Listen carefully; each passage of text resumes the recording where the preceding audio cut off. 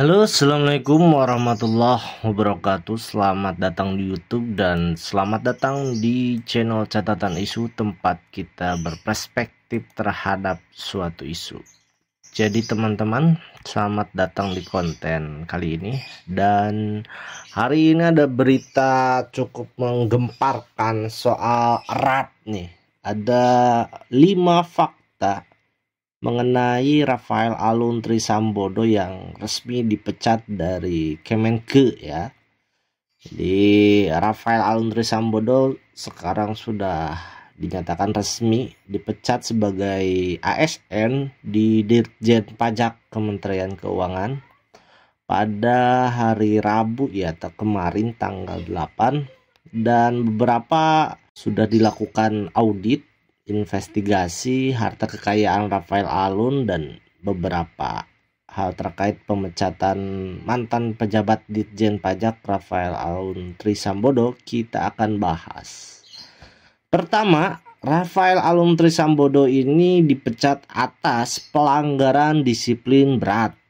Ya, ini Inspektur Jenderal Kemenke Awan Nurmawan yang bilang bahwa hasil audit investigasi terhadap harta kekayaan Rafael Alun Trisambodo, menurut hasil audit ini terbukti pelanggaran berat ya, pelanggaran disiplin yang berat. Jadi Awan ini mengatakan bahwa usulan pemecatan Rafael Alun juga sudah disampaikan kepada Menteri Keuangan, yaitu Sri Mulyani, dan sudah disetujui ya oleh Sri Mulyani. Dari hasil atau temuan bukti audit investigasi, Inspektorat Jenderal merekomendasikan untuk memecat saudara Rafael Alun Trisambodo. Usulannya sudah disampaikan dan Bu Menteri Keuangan Sri Mulyani sudah setuju, itu kata Awan di Kemenke ya kemarin. Fakta kedua soal Rat ini, dia tidak dapat uang pensiun. Memang sudah selayaknya menurut saya Rafael Alun Trisambodo ini tidak mendapatkan uang pensiun akibat dari pola hidupnya dan kelakuannya yang menurut masyarakat juga ini tidak menunjukkan seorang pegawai negeri ya atau ASN. Sementara itu Sekjen Kemenke Heru Pambudi juga menanggapi terkait uang pensiun. Berdasarkan kesimpulan hasil investigasi, Heru memastikan Rafael Alun dipecat dan tidak dapat uang pensiun.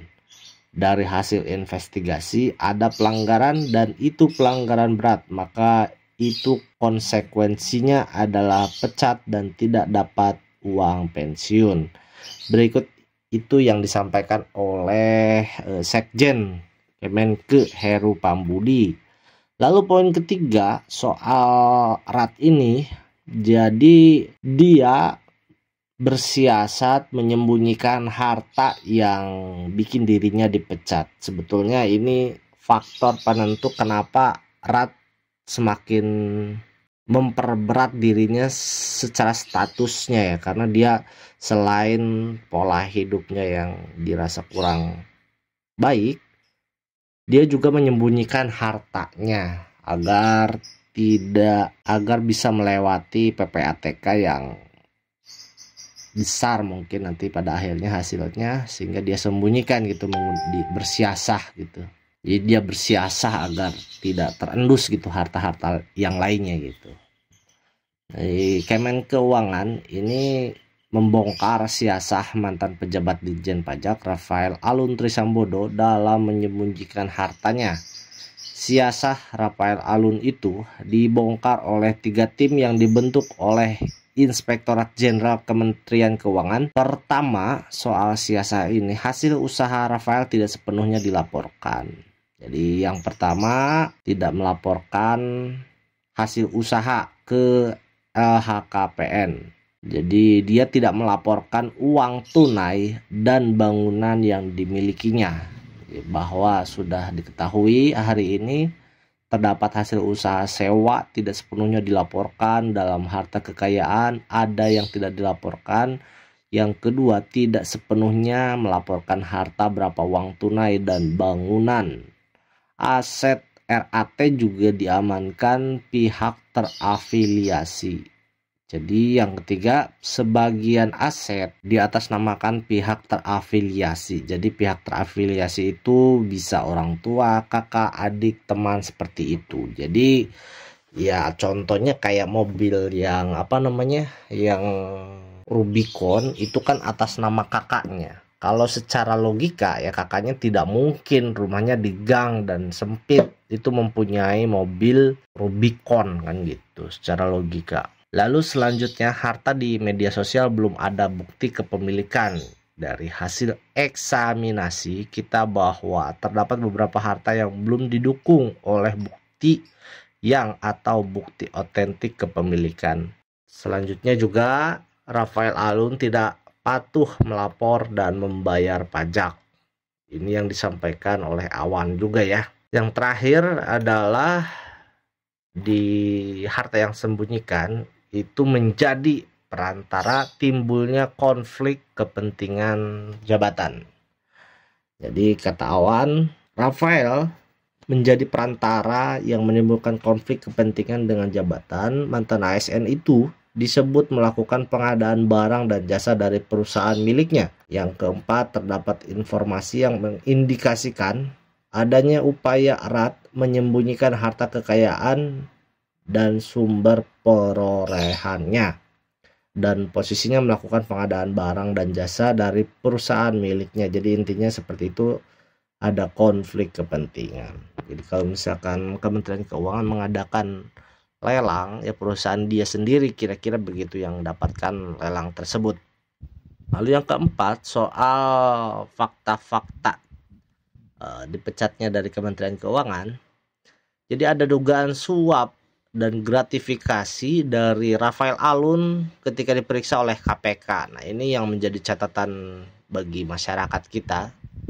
Belum juga apa-apa, ini sudah melakukan dugaan suap, sudah berani melakukan suap dan gratifikasi. Jadi kalau begitu kan masyarakat menilai bahwa ya inilah perilaku yang biasanya dilakukan oleh erat ini. Moralnya itu sangat buruk gitu.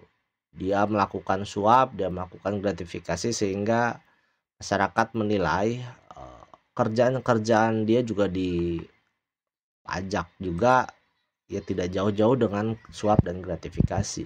Jadi KPK memulai penyelidikan dugaan korupsi mantan pejabat Rafael Alun Trisambodo setelah melakukan klarifikasi LHKPN 56 miliar yang dianggap tak sesuai dengan profil ASN. KPK menyatakan hal yang diusut ialah dugaan suap dan gratifikasi. Itu yang disampaikan oleh KPK. Jadi ditemukan peristiwa pidana. Jadi kewenangan KPK adalah pidana korupsi atau gratifikasi suap. Ali mengatakan proses penyelidikan dugaan korupsi terhadap Rafael masih berlangsung. Dia mengatakan temuan PPATK terkait transaksi janggal di rekening Rafael dan keluarga juga ditelusuri. KPK saat ini masih mencari bukti permulaan awal dari dugaan korupsi yang dilakukan Rafael. Jika bukti awal itu dinilai cukup, kasus itu akan segera ditingkatkan ke tahap penyidikan. Ngeri ya. Ini yang terakhir, yang kelima, PPATK terkait transaksi 1,5 triliun Rafael Alun. Ini yang hari ini menjadi berita hangat nih. Jadi PPATK ini mengendus aliran uang yang mencapai 500 miliar dari 40 rekening terkait mantan Dijen Pajak Rafael Alun Trisambodo. Uang 1,5 triliun itu mengalir dalam rentang waktu 4 tahun. Jadi dari tahun 2019 sampai 2023. Ucap Kepala PPATK kepada Detik. Ivan mengatakan bahwa angka 500 miliar itu masih berkembang. Duit tersebut mengalir dari 40 rekening Rafael Alun Trisambodo hingga keluarganya, termasuk anaknya Mario Dandi Satrio serta pihak-pihak lain yang berkaitan dengan Rafael Alun. Nilai transaksinya, wah ini udah melebihi 500 miliar katanya, dan kemungkinan akan bertambah. Jadi stay tune aja untuk informasi terbaru.